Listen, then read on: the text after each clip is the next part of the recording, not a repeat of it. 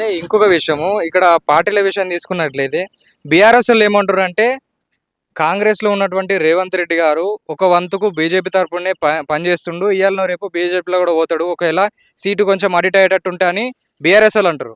కాంగ్రెస్ వాళ్ళు ఏమంటారు అంటే మొన్నటిదాకా బీజేపీకి అగెనిస్ట్గా ఉన్నటువంటి కేసీఆర్ ఇప్పుడు బీజేపీతో కలిసిపోయిండు, కవిత లిక్కర్ స్కామ్లు ఉంది కాబట్టి బీజేపీతో కలిసిపోయిండు, అందుకే ఆమె బయటకు వెళ్ళిందని రకరకాల చేస్తారు. అంటే దీన్ని ఎట్లా చూడొచ్చు అంటారు? మరి నిజంగానే రేవంత్ రెడ్డి అటు పోతాడా, లేకపోతే కవితలు కేసీఆర్ గారు ఇటు బీజేపీ కలుతారంటారా?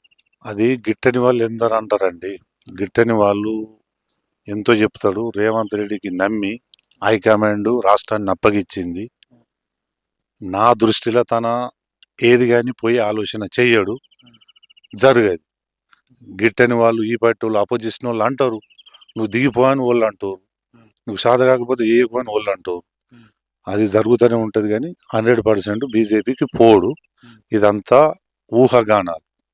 అది నేను దాన్ని అంత పెద్ద పట్టించుకుంటలే, దాన్ని అంత లైట్గా తీసుకుంటాను.